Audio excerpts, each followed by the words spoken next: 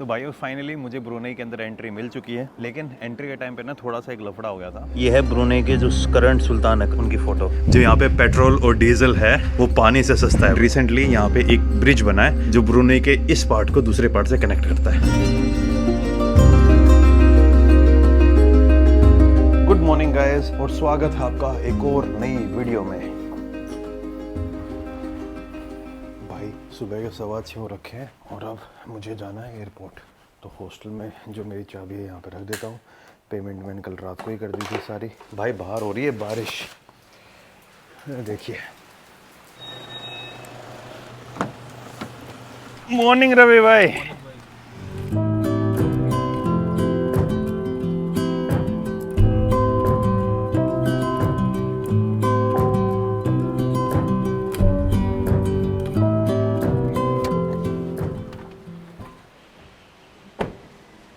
ये हैं भाई इधर अपने रवि भाई हैं बिहार से, लेकिन मलेशिया में उनको रहते हुए काफ़ी टाइम हो गया है।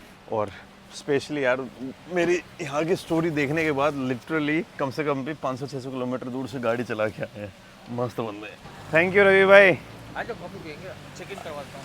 अच्छा चेक इन हो जा, अंदर जा सकते हो क्या आप? हाँ भाई यहाँ मलेशिया के अंदर एक चीज़ अच्छी है, अपने इंडिया की तरह नहीं है कि किसी को एयरपोर्ट के अंदर नहीं घुसने देते। यहाँ पे लोग आराम से चेक इन वाले तक जा सकते हैं। सेम सीन दुबई में भी है मेरे हिसाब से। ये वाला सीन मैंने अपने इंडिया में नहीं है बस। थाईलैंड में भी है, मनीला में भी है। मनीला में वहाँ पे भी जा सकते हैं, ऊपर जा सकता है अंदर में।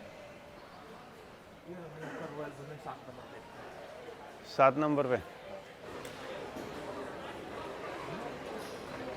थैंक यू भाई। थैंक यू भाई। मेरा जो चेक इन है वो सब कंप्लीट हो चुका है इधर बोर्डिंग पास। और अब अपने रवि भाई निकल रहे हैं यहाँ से। कभी वापस से अगर मलेशिया आना हुआ तो डेफिनेटली यार जरूर मिलेंगे भाई। थैंक यू रवि भाई। Bye bye. Okay bye bye. तो भाई फाइनली मैं एयरपोर्ट के ऊपर पहुंच चुका हूं और अब आपको सारे का सारा सीन समझाता हूं। सबसे पहले तो ये देखिए भाई, ये है मेरा वीज़ा ब्रुनेई का नई वाला। ये मैंने 23 मई को अप्लाई किया था और 23 मई को ही मुझे वीज़ा मिल गया था, लेकिन मैं लेके आया था इसको 24 को। और ये मेरे मलेशिया के इमिग्रेशन स्टैंप है। ये उस दिन मेरा एग्जिट हो गया था, लेकिन मुझे वापस एंट्री दी गई थी 21 मई को। और आज देखिए 25 मई का मेरा एग्जिट स्टैंप। ये सब मेरे मलेशिया के एंट्री एग्जिट स्टैंप है। ये है मेरा boarding pass royal Brunei airlines का फ्रॉम कोचिंग टू बंदर सेरी भगवान। तो भाई मैं दुनिया की अब लीस्ट विजिटेड कंट्री के अंदर ट्रैवल करने वाला हूँ, जिसका नाम है ब्रुनेई दारुसलाम। कई लोगों को पता नहीं होगा कि ब्रुनेई दारुसलाम कहाँ पड़ती है। तो ये देखिए भाई, ये है बोर्नियो, दुनिया का तीसरा सबसे बड़ा आइलैंड। ये नीचे वाला पार्ट हो गया इंडोनेशिया का, ये वाला पार्ट हो गया मलेशिया का, और ये मलेशिया के बीचों बीच एक छोटी सी कंट्री है ना, इसे बोलते हैं ब्रुनेई। और भाई साउथ ईस्ट एशिया की सेकंड मोस्ट रिचेस्ट कंट्री मानी जाती है आफ्टर सिंगापुर। ब्रुनेई भाई पूरी की पूरी जो इकोनॉमी है वो ज़्यादातर डिपेंड है पेट्रोलियम के ऊपर। यहाँ के सुल्तान दुनिया के one of the most richest person में से माने जाती है, जिनकी नेटवर्थ 20 से 30 बिलियन डॉलर के आसपास है according to Forbes. The Sultan of Brunei is among the richest leaders in the world. He boasts a net worth of about $30 billion and makes approximately $103 every second. The Sultan owns approximately 7,000 cars, all with a combined value of over $5 billion. According to reports, he owns about 600 Rolls-Royces, 450 Ferraris, and 380 Bentleys in his massive collection. और जो ये बाहर खड़ी है अभी, ये बारिश के कारण बूंदे बूंदे आ रखी हैं, वरना मैं आपको ढंग से भी दिखा देता। मैं भी जिस फ्लाइट के अंदर ट्रैवल करने वाला हूँ इसका नाम है रॉयल ब्रुनेई एयरवेज, जो ब्रुनेई का नेशनल कैरियर है। और जो लोग मुझे काफ़ी टाइम से फॉलो कर रहे हैं और खासकर जिन्होंने लास्ट वीडियो भी देखी होगी, मैं ब्रुनेई के अंदर जाने वाला था। ये वाला है मेरा पुराना पासपोर्ट, और इस पासपोर्ट पे मैंने बैंकॉक से वीज़ा लिया था ब्रुनेई का, और वो वीज़ा वैलिड था। और मेरा प्लान था कि भाई मैं मलेशिया से वाया लैंड बॉर्डर ब्रुनेई के अंदर एंटर करूँ, लेकिन मैं ब्रुनेई के अंदर एंटर नहीं कर पाया, क्योंकि उस दिन मुझे एंट्री रिफ्यूज़ कर दी गई थी ऑन द बेसिस कि मेरा जो वीज़ा है वो पुराने पासपोर्ट के ऊपर है। तो फिर मुझे वहाँ से पूरा भाई एक रात पूरा ट्रैवल करके वापस कोचिंग आना पड़ा। कोचिंग में मैंने वीज़ा लिया, और अब जो नए पासपोर्ट के ऊपर नया वीज़ा है उसके ऊपर अब मैं वापस से ब्रुनेई के अंदर ट्रैवल कर रहा हूँ। ब्रुनेई अब जैसे मैं बता रहा हूँ कि यार लीस्ट विजिटेड कंट्री है, तो भाई सच में ब्रुनेई के अंदर टूरिज्म उतना है नहीं। ब्रुनेई की जो टोटल पॉपुलेशन है वो 500,000 है, और 500,000 में भी ऑलमोस्ट 30% के आसपास जो लोग हैं वो इमिग्रेंट्स हैं, जो वहाँ पे सिर्फ काम करने के लिए रहते हैं, जो वहाँ की पेट्रोलियम इंडस्ट्री और उसके ऊपर काम करते हैं। काफ़ी जो ट्रैवल व्लॉगर्स पहले ब्रुनेई गए हैं उन्होंने ब्रुनेई को एक अलग ही तरीके से दिखाया। अब मुझे पता नहीं वो बात सच है या गलत है, वो बात अब मुझे वहाँ जाके पता चलेगी। अब शायद भाई दिख रही होगी आपको थोड़ी थोड़ी, ये मेरी फ़्लाइट है रॉयल रॉयल ब्रुनेई। वापस से ब्रुनेई वाले टॉपिक के ऊपर आते हैं। तो भाई ब्रुनेई के अंदर ऑयल डिस्कवर हुआ था 1920s में, जब इस एरिया के ऊपर ब्रिटिशर्स का राज होता था। और भाई ब्रिटिशर्स की एक टाइम पे ये प्रोक्टरेट करके एक स्टेट बोली जाती, वो बनी और ब्रुनेई को इंडिपेंडेंस मिली थी 1984 में। और जो वैसे ब्रुनेई के सुल्तान हैं वो दुनिया के अभी सबसे लॉन्गेस्ट सर्विंग मोनार्क माने जाते हैं। ब्रुनेई के अंदर डेमोक्रेसी नहीं है। आज से 10 साल पहले ब्रुनेई के अंदर शरिया लॉ इम्प्लीमेंट हुआ था। उस ब्रुनेई को काफ़ी क्रिटिसिज्म फेस करना पड़ा था कि भाई पूरी कंट्री के अंदर शरिया लॉ लगा दिया। The Sultan of Brunei has insisted his country is fair and harmonious on the day it made adultery and homosexuality punishable by stoning to death. The small Southeast Asian state off the island of Borneo is fully implementing Sharia law. The tiny nation Brunei in Southeast Asia is getting a lot of attention and global condemnation this morning. It is implementing strict new Islamic laws, including the death sentence for adultery and gay sex. Lesbian sex will carry a different penalty of 40 strokes of a cane or 10 years in jail. लेकिन उस शरिया law के कारण मेरे हिसाब से Brunei के ऊपर उतने ज़्यादा इफेक्ट नहीं आए जितने वेस्टर्नर्स बिलीव कर रहे थे। कई बार ब्रुनेई को बहुत ज़्यादा क्रिटिसाइज़ करते हैं, ये है वो है कि भाई जितनी भी जो ऑयल रिच कंट्रीज़ होती हैं वो उस टाइप के एलिगेशन ब्रुनेई पे भी लगते रहते हैं। लेकिन ब्रुनेई भाई टोटली प्योर एक वेलफेयर स्टेट है जिसके 70% जो एक्सपोर्ट्स हैं और जो जीडीपी है उसके अंदर पेट्रोलियम का बहुत बड़ा हाथ है। एक मज़ेदार बात और, ब्रुनेई का जो डॉलर है वो सिंगापुर डॉलर के साथ पैक्ड है। मतलब अगर मान लो सिंगापुर डॉलर की वैल्यू बढ़ेगी तो ब्रुनेई डॉलर की वैल्यू बढ़ेगी, अगर सिंगापुर डॉलर की वैल्यू घटेगी तो ब्रुनेई डॉलर की वैल्यू घटेगी। अगर आप ब्रुनेई जाते हो तो ब्रुनेई के अंदर आप अपना सिंगापुर डॉलर का यूज़ कर सकते हो, और अगर आप सिंगापुर जाते हो तो सिंगापुर के अंदर जो ब्रुनेई का डॉलर है वो आप यूज़ कर सकते हो। एक ब्रुनेई डॉलर की कीमत है 62 रुपीज़। लगभग आपको सारी की सारी बातें बता दी होंगी। और यही जो चीज़ें हैं, एक तो यार उतनी बड़ी कंट्री नहीं है, और इतनी बड़ी कंट्री ना होने के कारण ब्रुनेई के पास इतने कोई बड़े चीज़ें नहीं है जिस कारण से वहाँ पे टूरिज्म हो सके। तो इसीलिए one of the least visited. और भाई अब तो ब्रुनेई का वीज़ा मिलना काफ़ी ठीक हो गया। मैंने 2 बार वीज़ा ले लिया, एक बार मैंने बैंकॉक में ले लिया था, एक बार मैंने मलेशिया में ले लिया था। लेकिन अगर आप यही ब्रुनेई के वीज़ा को इंडिया में लेते हो तो थोड़ा कॉम्प्लिकेटेड है और वीज़े मिलने का भी जो टाइम है वो थोड़ा ज़्यादा है। मुझे बैंकॉक में मिल गया था 2 दिन में, और यहाँ मलेशिया में तो मुझे 1 दिन में वीज़ा मिल गया था। लेकिन अगर आप इंडिया से लेते हो तो टाइम भी ज़्यादा लेते हैं और कई बार वीज़ा रिजेक्ट भी हो जाते हैं। तो एक one of the hardest visa to get भी माना जाता है ब्रुनेई को। लेकिन ये वाला सीन मेरे साथ नहीं हुआ था। लेकिन कई लोगों का बोलना है कि ब्रुनेई का वीज़ा ईजिली नहीं मिलता है, कई बार बहुत नाटक करते हैं। इवन जो आपको अभी रवि भाई देखे थे, रवि भाई भी बता रहे थे कि जो ब्रुनेई का वीज़ा है ना वो इतनी आसानी से नहीं मिलता है। आपके साथ तो कुछ नाटक हुए नहीं, मैं भाई मेरे साथ तो नहीं हुए। तो ये वाली एक चीज़ है, और यही वो चीज़ें हैं जो ब्रुनेई को बनाती है one of the least visited country in the world. बाकी भाई जो लोग हैं वो यहाँ पे आ चुके हैं। थोड़ी देर के अंदर फ्लाइट के अंदर चेक इन स्टार्ट हो जाएगा। बोर्डिंग स्टार्ट हो गई है भाई हमारी फ़्लाइट की। जो अनाउंसमेंट अभी हो रही है ना वो मलय भाषा के अंदर हो रही है। जा रहे हैं भाई, बोर्डिंग कर लें। थोड़ी देर में एयरक्राफ्ट के अंदर अपनी एंट्री हो जाएगी। Bye bye. जो मैंने इस साल टारगेट लिया था ना कि इस साल के एंड तक मैं 25 से 30 कंट्रीज़ कवर कर लूँगा, तो उस मामले में ब्रुनेई इस साल की मेरी 5वीं नई कंट्री होने वाली है। वैसे इस साल की शुरुआत की थी मैंने मंगोलिया में, मंगोलिया के बाद रशिया, उसके बाद Dubai, Ethiopia, Kenya, India, Nepal, Thailand, Myanmar, Malaysia और ब्रुनेई। वैसे है ये मेरी 9th कंट्री और नए के मामले है 5वीं कंट्री। टिकट नंबर है भाई मेरी 26 की। विंडो सीट मिलने की खुशी तुम क्या जानो रमेश बाबू, और खिड़की साफ़ भी है भाई। रॉयल ब्रुनेई एयरलाइन, जो लेग स्पेस है वो भी ठीक ठाक है भाई। और एयरक्राफ्ट मेरे को थोड़ा पुराना लग रहा है, लेकिन कोई नहीं, छोटा ही रूट है तो इसमें कोई ऐसी बड़ी दिक्कत आने वाली है नहीं। कुचिंग से मैं जा रहा हूँ बंदर सिरी बेगावन, जो ब्रुनेई की कैपिटल है।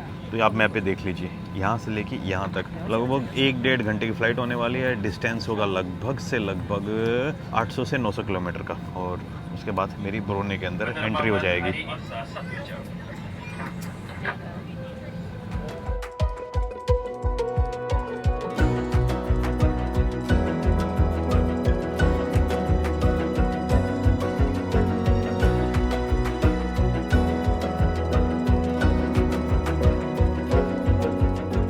भाई फाइनली हमारी फ़्लाइट लैंड हो चुकी है।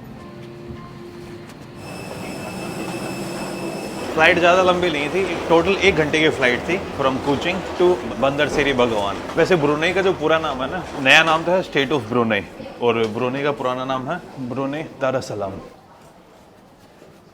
तो तो भाई फाइनली मुझे ब्रुनेई के अंदर एंट्री मिल चुकी है। मैं आपको मेरा जो एंट्री पास है, एंट्री स्टैम्प है, वो और दिखाता हूँ। लेकिन एंट्री के टाइम पे ना थोड़ा सा एक लफड़ा हो गया था। रिटर्न टिकट तो एक बार इमिग्रेशन ने मांगी और दूसरा है ना, वो पूछ रहे थे कि आपके पासपोर्ट के ऊपर आपकी वीज़ा की वैलिडिटी नहीं लिखी हुई है, भाई कितने दिन तक वैलिड है। मगर इसमें मेरी क्या गलती है, वो तो एम्बेसी वाले देखेंगे। एक बार तो मुझे लगा कि कहीं आज वापस से मुझे डिपोर्ट ना कर दें, लेकिन फाइनली एंट्री आ तो गई। ये देखिए, ये है मेरा एंट्री और मुझे एंट्री मिली है 29/5/2024। यानी मैं सिर्फ ब्रुनेई के अंदर 4 दिन रह सकता हूँ। 29 को मुझे ब्रुनेई को छोड़ना पड़ेगा। वैसे ब्रुनेई में 2-3 दिन रुकने वाला हूँ। मेरा प्लान है यहाँ से फेरी पकड़ के मलेशिया का जो लबाऊ जगह है ना, उस पर जाने का। वैसे मैंने यहाँ पे एयरपोर्ट के ऊपर तो एग्जिट के लिए फ़्लाइट दिखाई थी, लेकिन मैं शायद फेरी से जाने वाला हूँ। और अगर फेरी नहीं मिली तो बस से चला जाऊँगा, और मान लो कुछ भी नहीं मिला तो फिर मुझे और कुछ ना कुछ जुगाड़ देखना पड़ेगा। तो भाई एंट्री बिल्कुल आसान थी, कोई इमिग्रेशन के ऊपर कुछ ज़्यादा सवाल जवाब नहीं हुआ। बस मेरे वीज़ा को लेके उनके क्वेश्चन थे कि यार आपके वीज़ा के ऊपर आप कितने दिन के लिए रुकेंगे, वो नहीं मेंशन हो रखा। बाकी सब नॉर्मल था। उन्होंने रिटर्न टिकट मांगी और पूछ रहे थे भाई नेक्स्ट डेस्टिनेशन आपकी क्या होने वाली है, और मुझे 4 दिन का एंट्री परमिट मिल गया है यहाँ पे। और ये देखिए भाई, मेरे दोनों लगेज आ चुके हैं। और अब यहाँ से है ना, अभी तक मैंने होटल बुक नहीं किया है। सबसे पहले मैं यहाँ से होटल बुक करूँगा, फिर डायरेक्टली होटल जाऊँगा, और उसके बाद भाई जो ब्रुनेई है, जो ब्रुनेई कंट्री है, इसको एक्सप्लोर करना स्टार्ट करेंगे। वैसे ब्रुनेई कंट्री का मैं आपको एक बार ऑफिशियल नाम बता देता हूँ। ब्रुनेई कंट्री को ब्रुनेई दारुस्सलाम बोलते हैं। दारुस्सलाम, अगर आप लोग अवेयर हो तो अफ्रीका में आई थिंक तंजानिया की जो पुरानी कैपिटल हुआ करती थी ना, उसको दारुस्सलाम बोलते थे। बहुत बड़ी सिटी है तंजानिया की, दारुस्सलाम। तो वैसे ही ब्रुनेई दारुस्सलाम, ये ब्रुनेई का पूरा नाम है। अंग्रेजी में इसको बोलते हैं स्टेट ऑफ ब्रुनेई, और दूसरा ब्रुनेई दारुस्सलाम। यहाँ की जो ऑफिशियल लैंग्वेज है that is Malay, which is same as like Malaysian language. और यहाँ पे जो सबसे बड़े एथनिक ग्रुप है दैट इज़ मले। दूसरा सबसे बड़ा एथनिक ग्रुप मिलेगा चाइनीज़ का, और थर्ड नंबर पे इंडियंस। और बाकी फिर यहाँ के जो लोकल ट्राइबल ग्रुप्स हैं जो यहाँ के फॉरेस्ट में रहते हैं। ब्रुनेई भाई एक ट्रॉपिकल हाईली वेटलैंड्स में से एक है, मतलब रेन फॉरेस्ट का एरिया माना जाता है, और ये दुनिया के सबसे पुराने जंगलों में से एक है भाई। और इसी कारण से भाई ब्रुनेई के पास दबा के नेचुरल रिसोर्सेज हैं, जिनमें सबसे ऊपर आता है पेट्रोलियम। बाकी ये है ब्रुनेई दारुस्सलाम का एयरपोर्ट। यहाँ से मैं सोच रहा हूँ कि एक सिम कार्ड ले लूँ। ब्रुनेई की जो करेंसी है वो है डॉलर, और 1 Brunei dollar is equals to 62 rupees. भाई अभी मैं जो एयरपोर्ट के ऊपर एक शॉप है वहाँ पे आ गया, और यहाँ से मैं सिम कार्ड ले रहा हूँ। तो ये ले रहा हूँ मैं $10 में 5 GB 7 दिनों के लिए। वैसे मेरा यहाँ पे ज़्यादा लंबा रुकने का प्लान है नहीं, तो ये वाली मेरे हिसाब से सही चल जाएगी। जिसकी मैं सिम ले रहा हूँ वो है DST। $10 में अच्छा प्लान है यार। 5 GB ही यूज़ हो गई, बाकी तो मैं जो भी होटल का वाईफाई होगा उससे यूज़ कर लूँगा, क्योंकि इन कंट्रीज़ के अंदर भाई डेटा थोड़ा महंगा ही मिलता है। And the speed will be good, या It's 4G, sir. It's 4G। This the best in Brunei DST।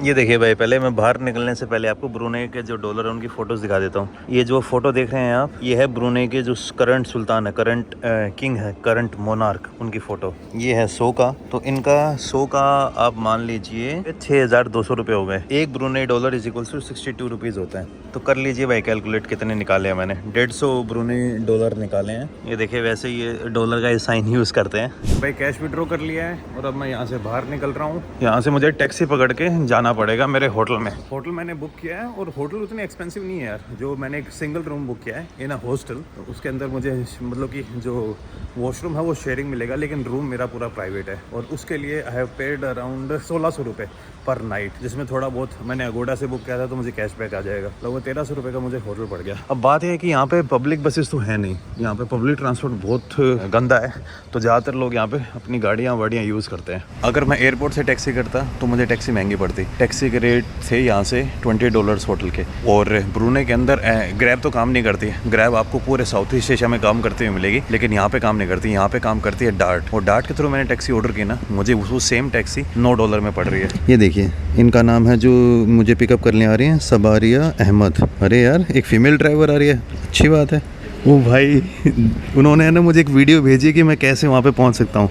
तो ये देखिए, आई थिंक यहाँ से मुझे राइट लेना है। हाँ, पिकअप एरिया इधर। भाई सामने एक मस्जिद है, मस्जिद का डिज़ाइन अच्छा लग रहा है यार।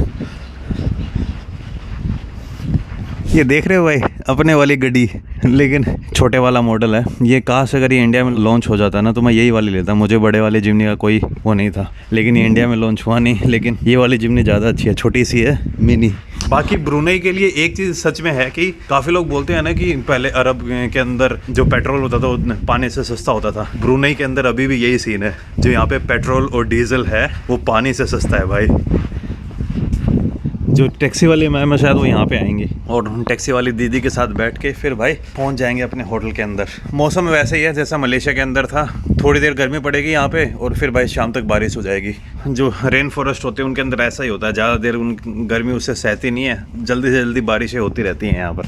ये देखिए बादल आपको सामने दिख ही रहे होंगे। ग्रीनरी नेक्स्ट लेवल पे भाई, तगड़ी लेवल पे ग्रीनरी है। हाँ बाकी सिम कार्ड मैंने ली है $10 की, $10 आप मान लीजिए 620 रुपये के अंदर मुझे 5 GB सिम कार्ड मिली है फॉर 7 days। और ATM से मैंने लगभग 9,500 रुपये निकलवा लिए हैं, उनसे मेरे हिसाब से काम चल जाएगा क्योंकि होटल के लिए मैं अपने क्रेडिट कार्ड से पे करूँगा और बाकी कैश जगह जगह यूज़ करना पड़ेगा। पब्लिक ट्रांसपोर्ट यहाँ पे बहुत गंदा है तो 99% चांस है कि मुझे हर जगह टैक्सी यूज़ करनी पड़ेगी। टैक्सी यूज़ करने के लिए मैं डार्ट का यूज़ करूँगा क्योंकि जो वैसे वाली टैक्सी होंगी आई थिंक उनके अंदर बार्गेनिंग वाला सीन होगा। बाकी जब मैं सिटी को एक्सप्लोर करूँगा तब देखते हैं भाई क्या रहेगा क्या नहीं रहेगा। तो भाइयों और बहनों स्वागत है आपका इस कंट्री के अंदर जो कई बातों में बहुत ज़्यादा कंजर्वेटिव मानी जाती है, कई बातों में बहुत ज़्यादा ओपन मानी जाती है, कई बातों में भाई बहुत अमीर मानी नहीं जाती है। अमीर तो है भाई, ये कंट्री के अंदर अमीरी आपको धीरे धीरे दिखने लग जाएगी। अभी तक मुझे उस टाइप की अमीरी नहीं दिखी है, लेकिन इस कंट्री के पास नेचुरल रिसोर्सेज बहुत ज़्यादा है और पॉपुलेशन भी बहुत थोड़ी सी है। 5 लाख की पॉपुलेशन है पूरी, लेकिन एरिया भी इतना सही है। आप ये मान लीजिए अपने दिल्ली NCR का जो टोटल एरिया होगा ना वो भी ब्रुनेई से बड़ा होगा। छोटी सी कंट्री है बिल्कुल। और कंट्री की जो ज्योग्राफी है ना वो भी थोड़ी अजीब सी, ये देखिए आप इस टाइप में बनी हुई है ये ब्रुनेई कंट्री। मलेशिया इसको अलग ही तरीके से घेर के रखता है और कंट्री का जो एक पार्ट से दूसरे पार्ट जाने के लिए पुराने टाइम में आपको उसका यूज़ करना पड़ता था, मलेशिया के थ्रू जाना पड़ता था। लेकिन रिसेंटली यहाँ पे एक ब्रिज बना है जो ब्रुनेई के इस पार्ट को दूसरे पार्ट से कनेक्ट करता है। अरे टैक्सी जल्दी आ गई यार।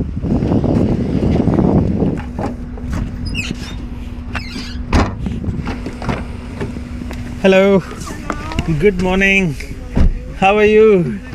जो दीदी है मेरी टैक्सी वाले, इनसे बात करो, ये बता रही है कि भाई ब्रुनेई के अंदर पेट्रोल सस्ता है पानी से, लेकिन बता रही है कि जो पेट्रोल है यहाँ पे वो गवर्नमेंट के थ्रू हाईली सब्सिडाइज्ड है फॉर द यहाँ के citizen, but it's only for the Brunei people, या for everyone? Whoever stay here. If I'm a tourist, if I'm from Malaysia, I come to Brunei and can go back to Malaysia, I cannot?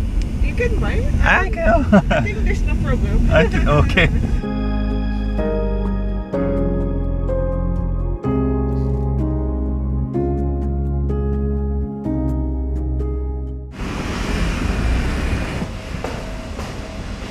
ये भाई मैं आ चुका हूँ अपने room के अंदर और अब यहाँ से मैं जा रहा हूँ बाहर खाना खाने।